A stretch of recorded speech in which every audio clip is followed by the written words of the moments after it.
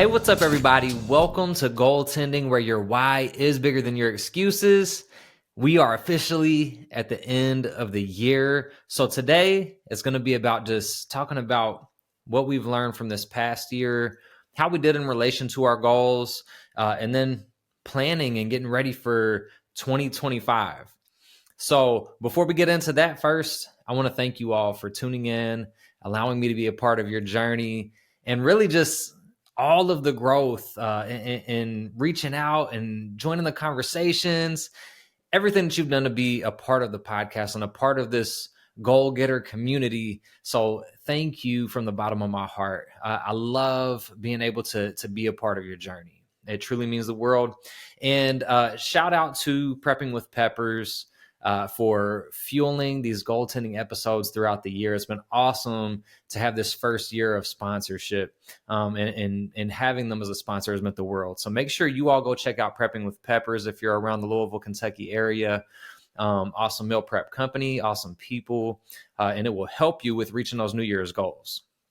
Now, the way that we're going to do today is I want to reflect a little bit with you, because part of reviewing is you get to the end of the year and think about, what goals did I set for the year? How did I do in relation to those goals? And what can I improve on, right? I'm going to do a little bit of that myself. And then we'll get into some clips, some of my favorite clips from throughout the year. I pulled a clip from every episode this year so that you get just a little piece of some of the best content that came from 2024.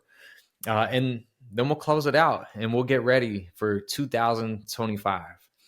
For me, it's been kind of tough lately, to be honest. I have had to take a hard look, do some serious reflection and adjusting. It's been a challenging year, more challenging than I anticipated when I set my goals for this year. So part of that is I had a military education course that I knew was coming up. I knew that I was going to start that course this year. I did not fully understand or plan for, how demanding the course was going to be, how much of my time it was going to eat. And I'm still doing that course. It's ongoing through May of 2025. So it's been keeping me very busy. And because of that, now I can make excuses all day. That's a big factor in why I fell a little short on some of my goals this year. But I'm not disappointed because I reached a lot of goals. I did a lot of good things. There was a lot of growth from this year. So it's time to refine. It's time to take that and it's time to see how, are any of the goals that I fell short on, are they still goals that I'm working toward? And if so, how do I make them happen in 2025?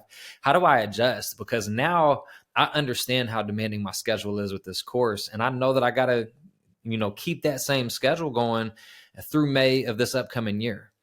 But now, since I have that understanding, I can set my goals based on that. All right. So just starting with that, one of my big goals for this year is I wanted to finish writing my first book.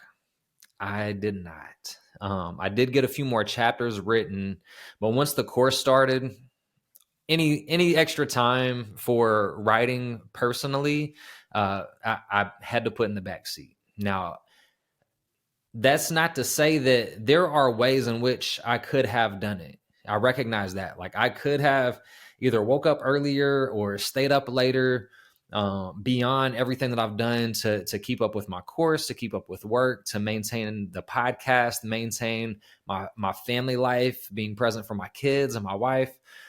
So there are other sacrifices that I could have made, but I was not willing to pay that cost because the cost would have been sacrificing more sleep. And I've had a strong physical fitness goal and prepping for training for next year that getting the sleep, I had to prioritize higher than getting the book done this year to make sure that I'm giving my body time to properly recover, allow my muscles to recover. And also just, I feel better. I know that I have more mental clarity and I know that I am able to get the other things I'm working toward done more efficiently if I've got the proper amount of sleep. And so I prioritize it higher. Now, I still want to get the book done. And so going into this year, part of my goal is to make sure that I spend some time each week, maybe 30 minutes to an hour each week on personal writing, regardless of what else is going on. But also, I fell off on physical reading. Now, I still do a lot of content consumption, but it's all transitioned to audiobooks, podcasts whenever I'm in the car. I want to get back to the physical reading this year. So I'm adding back 10 pages of reading a day into my routine. That's a habit that I'm going to put back into place.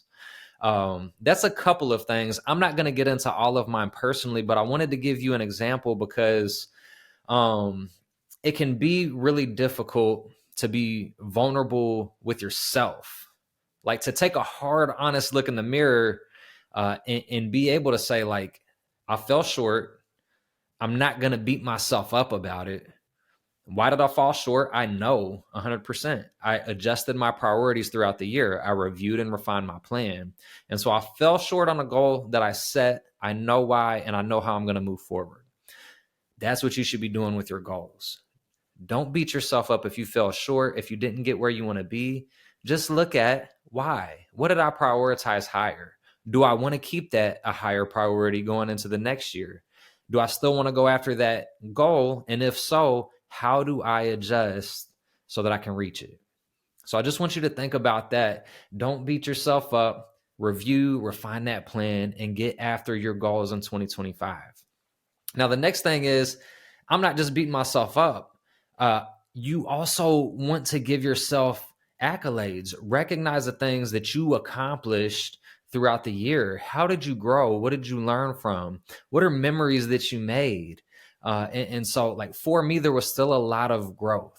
I completed multiple holistic health and fitness courses this year that expanded my knowledge for exercise physiology, sports nutrition, ultimately understanding like 5 different categories of holistic health of exercise, nutrition, sleep, like mental resiliency, mental toughness, and spirituality. I learned a ton about those things this year. That was incredible.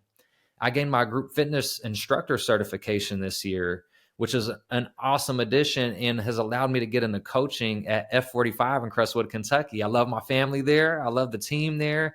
And I love the opportunity to get into coaching. That's another thing that I ended up prioritizing higher, was to add that coaching so that I'm consistently getting out there, helping people, and continuing to develop my knowledge in one of the categories of holistic health, which is what this podcast is oriented toward. And so I was able to knock those things out this year. And then also just staying on top of my coursework that I mentioned for the military education course that I'm doing. It's an advanced operations course. And so to be able to stay on top of everything for that as I continue to grow. And in addition to that, I started a new full-time position for the Kentucky National Guard at the beginning of this year. And so this is going into a new role, taking on these schools, taking on these courses, certifications, taking on coaching on the side. A lot of things to balance and juggle. And so some of the upcoming episodes I'm going to do in 2025 are talking about some of the struggles, talking about the time management skills that it requires to balance all of these things so that you can take whatever applies to you in your life so that you can, first off, just know that you're not in it alone when you have a ton of things that you're balancing, but also just talk about ways in which I'm able to work through that, through working with my wife, Brittany, communicating as a team, helping each other when we need it so that we're both able to work toward and progress toward our goals. So that's going to be a huge focus going into 2025 is sharing those struggles, sharing what we're learning, how we're balancing, prioritizing, managing everything, communicating through the struggles to make things happen. And so I'm excited to get into those things with you all. Now, a couple other things with that new role in the military, I took on a lot of like seminars and opportunities to learn more about my position, connect with other people that are in that realm. So the position I'm in is a resilience, risk reduction, and suicide prevention coordinator. That just means that I manage the suicide prevention as well as the alcohol and substance abuse program for the Kentucky National Guard. This is the first time in my life that I feel like I am like fully aligned with my values and beliefs, with the things that I care about, the way in which I want to help people with the full-time job that I'm doing. It's an incredible opportunity. I love being in the role. I love the people that I work with. And with that, it's led to making sure that I'm getting out and learning as much as I can to be more effective at that. So I've been to suicide prevention conferences, as well as resilience, risk reduction, and suicide prevention coordinator conferences. Been to the Kentucky Governor's Challenge, which is focused on lethal means safety. So multiple opportunities to connect with people, be involved. And so that is another thing that I want you to think about when you're setting your goals for 2025, not just what are the things that I want to achieve, but how do I want to grow? What do I want to continue to learn? Like, where do I want to place my focus on expanding my mind, exercising my mind muscles? Are there things that I want to learn something completely new in a different realm, or I want to expand my knowledge on things that I already know? So think about how you want to grow in 2025 and what are you going to do to make that happen. For me, I added the group fitness instructor certification to my bag this year, and I got that certification completed. So next year, I want to get a personal trainer certification completed so that I can also take that same knowledge, but make sure that I've got the proper certification so that I'm able to train individuals on that, specifically on the fitness piece, and make sure that I have the certification to back it. Now the knowledge is there, but that's going to be one thing that just continues to hone that knowledge and get the certification to focus on individual level, as well as continue in the group capacity as well. And then on top of that, the other area that I want to focus on learning more about, getting more information on, and probably one of the areas of holistic health that I know is important, I care about, and I have some basic knowledge on, but I want to expand my knowledge, is sleep. So I've talked about sleep through the basic knowledge and background and understanding that I have, but I want to expand that so that I can add that to the ability to add value to your journey, so that I can take whatever I can learn about sleep, how it helps us, the impact that it has on our bodies, our minds, our recovery, our growth. I want to learn more about understanding those things. So those are my big professional development pieces, as well as every opportunity that I get to a seminar or a conference or anything related to my full-time position for the Guard, and as well as completing the advanced operations course I'm doing for the military. So all of the professional development is in place. That's everything I want to tackle. This isn't about me. Take that for what your goals are, what you're going for, because those are all different kinds of professional development and growth opportunities. There's some certifications in there. There's some military education courses that are focused on me being in the Kentucky National Guard. There's conferences. There's a lot of different ways to learn and grow. So try to get a good variety so that you are not only expanding the knowledge, but it puts you in environments of other people as well that are focused on that same type of stuff. Then you can share resources. You can learn from others who have a lot more experience. So that's a great way to go. Now, I'm cutting this off right here because I want to highlight 2024. So now we're going to get into the clips, the one from each episode, like just one of those like good takeaway moments from every episode this year. I hope you enjoy it. Stick around for a closing at the end. And here we go. Our only responsibility is to offer the gift. It's not to make sure they use it. True. Or to make sure that they say thank you for it. That's a good point. Right? Yeah. Like when you're, whether it's in your goaltending workshops or in fitness or whatever, like your gift is to share the information and not be so consumed with whether people are using it or not. It's great to get the feedback and know that they are, or to know that you help facilitate and help them reach a goal, and to not take it personally if they don't. There are things that you're thankful for, relationships that you're thankful for, things that are happening in your life. Do you recognize them in the moment? Do you actually express it? Do you actually tell somebody that you're thankful for them? Sometimes it can be as simple as that. Just, man, I really appreciate your friendship. Thank you, for always being present. Thank you for showing up when we need you, when we ask you to, or even when it's just to hang out. Thank you for always being a good listener. You know, when I need somebody to lean on, you do a great job of that. So actually follow through on the feedback. What are you thankful for and why, what it is? It not only helps your mind to focus on the gratitude, what you're thankful for, positivity, it also enhances that relationship because now you reinforced it with the person you're saying that to. You have to have a courage and a bravery to make a choice that sometimes may be unpopular or it goes against perhaps the status quo, right? Or the consensus amongst the group, right? So as you are achieving your purpose and working towards purpose driven goals, that passion and that fire, you will find yourself having to make decisions that's perhaps a solo decision. It may not be in the best interest of a friend. It may not be in the best interest of a family member or a significant other, but it's the best decision for you. And that's what you have to always remember when it pertains to purpose. One's purpose is it's individual. It's an individual call, but it impacts the masses at large. In work or family, you're going to have big problems, and some of them you've never seen before. But I don't want to show the crews that I don't know how to handle that problem, and I don't want to show my family I don't know how to handle that problem. So I'll internalize it. I'll keep it in. I might be freaking out on the inside, but my team's not going to know I'm freaking out, and my family's not going to know I'm freaking out. I think that's very important. You got to keep your composure. So show strength. For years, maybe decade, I was my own worst enemy. I really talked negatively to my own self, and that negative self-talk kept me from being able to do things that I either wanted to do or didn't feel qualified to do or felt like an imposter trying to do.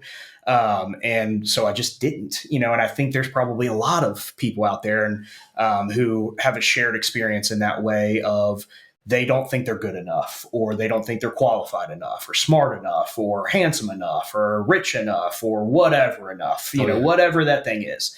And they use that thing as the crutch to why they can't do X, Y, or Z, or why they can't be successful, or why they can't start their own business. But with a short-term goal, you need a date set. So that's going to do a couple things for you. First off, it's going to remove your ability to procrastinate. Because what's going to happen if you don't have a date? Other things are going to get in the way.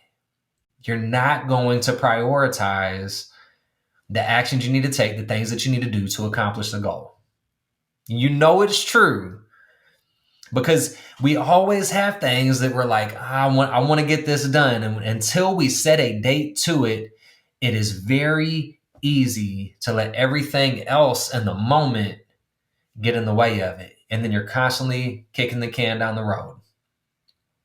The more you do that, the longer it will take to get to your goals. All right, so set a date, get very clear on what that goal is and when you are going to accomplish it. There are some people who are like, maybe I should wait and see if interest rates go back down. What advice do you give people who are saying or thinking something like that, like holding because of interest rates? I've got the easiest example to change everyone's mind who says that. Okay. All right. And I'm going to use simple math again. That $200,000 mark's an easy number because that's kind of where first time, homeowners price point is at this point, depending on where you're buying. So let's say you're wanting to wait a year for rates to drop, right? Okay. Well, that $200,000 house where it doesn't have much activity because everyone else is waiting, right? You can get it for 200. Well, let's wait a year, rates drop. Well, that $200,000 house now might go for over asking at 240. Your rate's lower, but now your down payment's higher, right? And your payment's higher. So what happened? You overpaid for a house. You have a higher payment. You cost yourself equity. So think of the movie, if you've seen the movie Hangover. All right, the guys, they go out to Vegas for a bachelor party. They wake up the next day after the bachelor party and don't remember anything that happened the night before. And they wake up with the room in shambles. There's a tiger in the bathroom, a baby in the closet, and they have no memory of the night before, and they're missing one of their friends. So one of the first things that they do is check their pockets. So that's what we're looking for. I want you to check your pockets. What do you have on you right now that you can use to help you in your journey, that you can use to navigate the path ahead? Definitely there's a mental portion to it.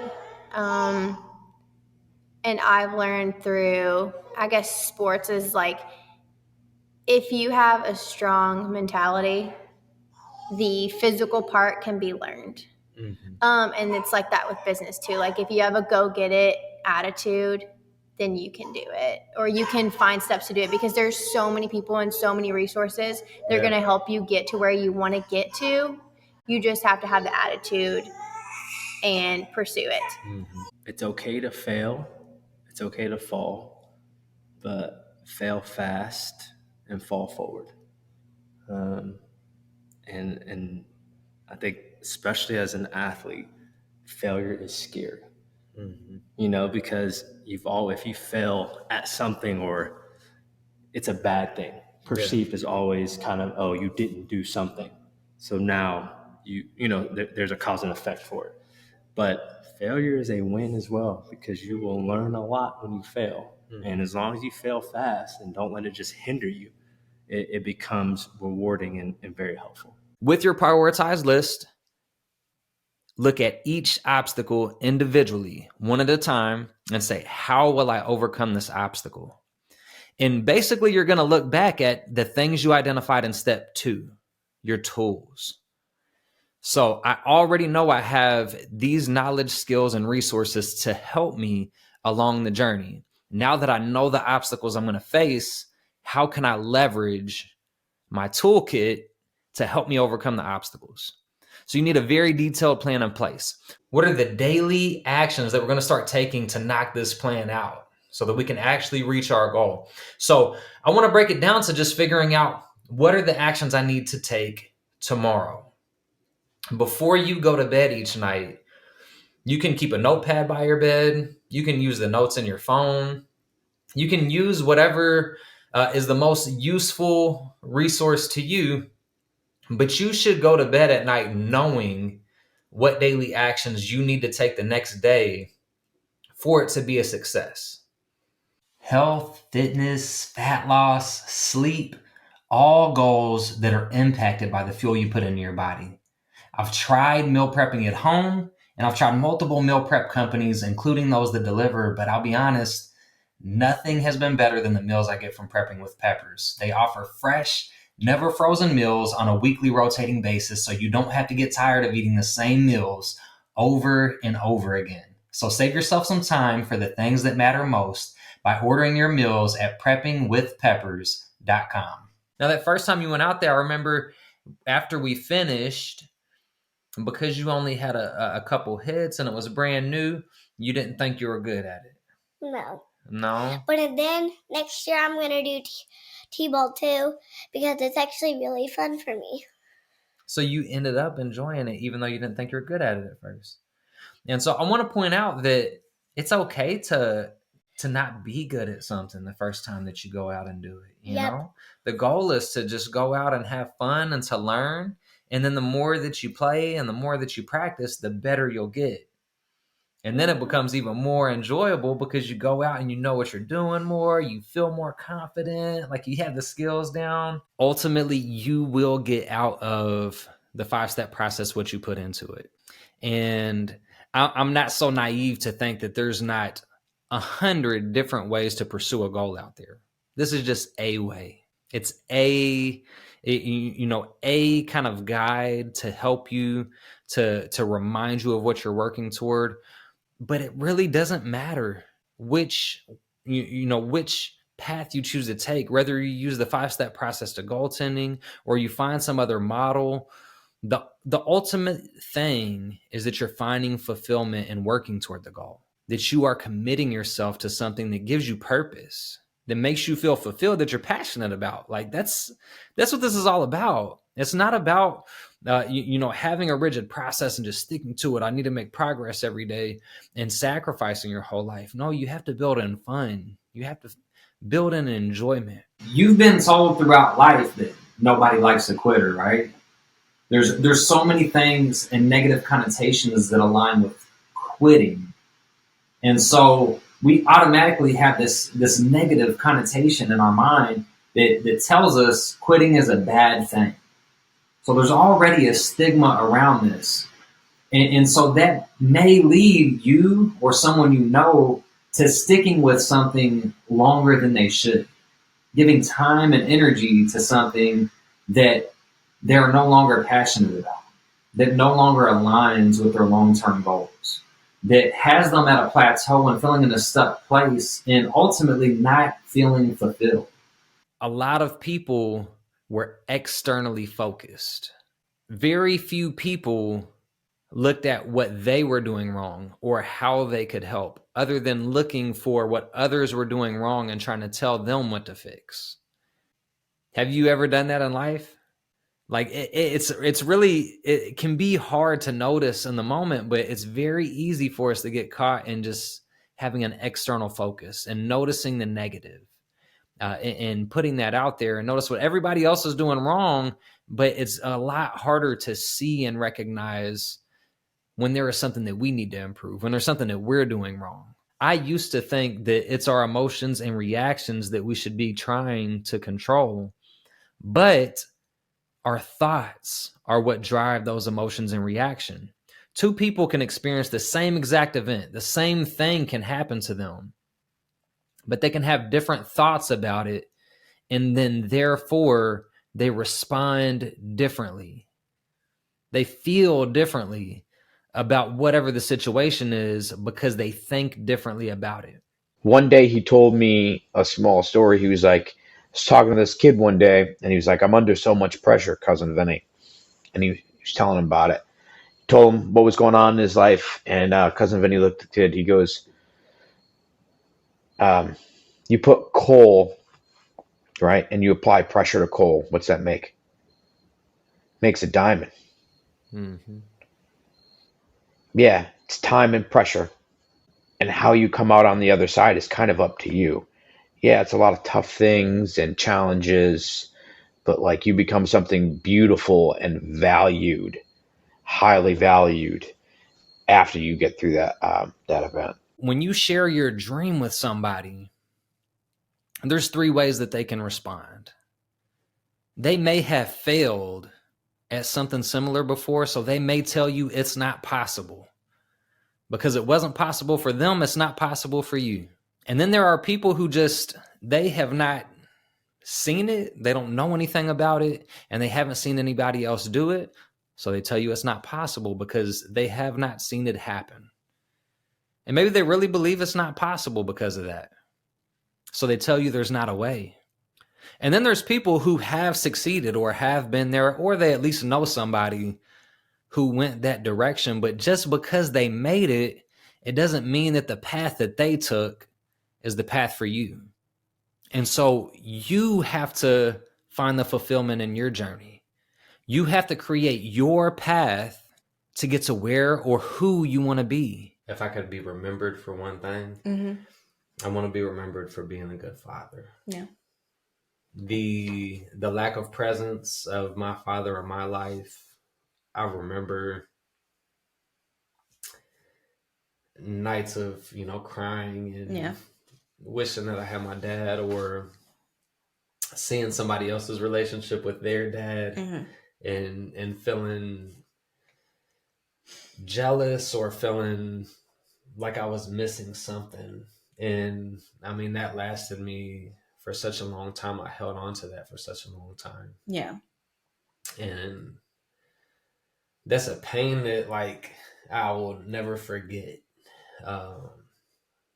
But having the opportunity to be a father now is the most important role that I'll ever have in my life. Yeah. It's the most important thing that I'll ever do. One of my favorite quotes is, if everything's a priority, nothing's a priority.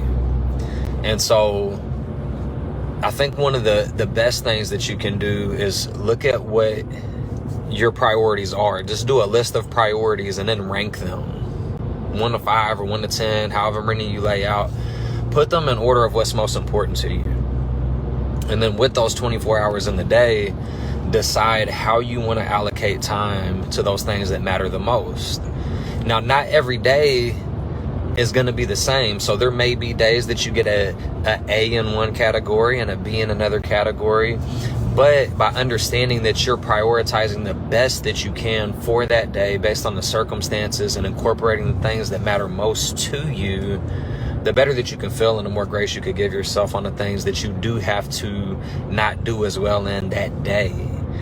So not every day is going to be the same. And it's really why I've tried to work on getting away from the word balance and focus more on the word prioritization, because it's all about what you prioritize in those 24 hours in a day. The times where I'm regularly focused on gratitude, they're the times that I feel the best.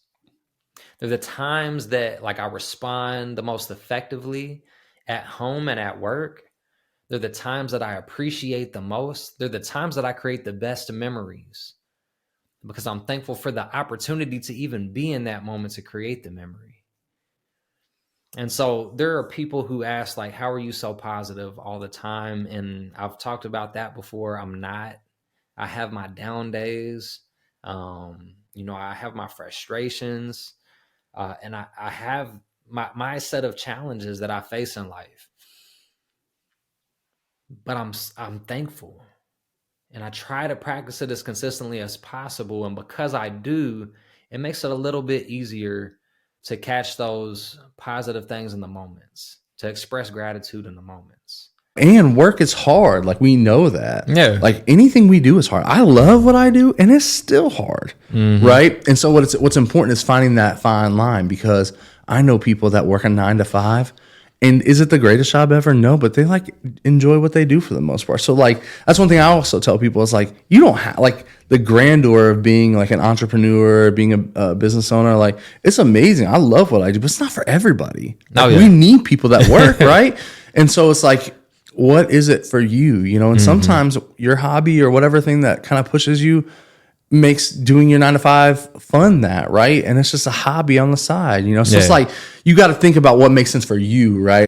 Man, those are some good takeaways. I loved putting that together, going back, looking through the clips from this year, just thinking about how many incredible people joined the podcast, shared their stories, their experiences. So thank you so much to every single guest that took your time to either come get with me in person or connect virtually to share your story, to share your knowledge, your experience, things that you've learned from success and failure, being a little bit vulnerable in some cases, in order to help others with your story. I can never thank you all enough, because I love the opportunity to get to connect with and learn from you all myself. And I know what kind of impact sharing those stories can have on the listeners of the podcast, our goal getters out there. I hope you all have enjoyed the content. I hope you've enjoyed 2024. I look forward to producing a lot more content for you in 2025. Thank you all again for tuning in, allowing me to be a part of your journey. Make sure you subscribe, comment with your thoughts and questions to join the conversation, and let's grow.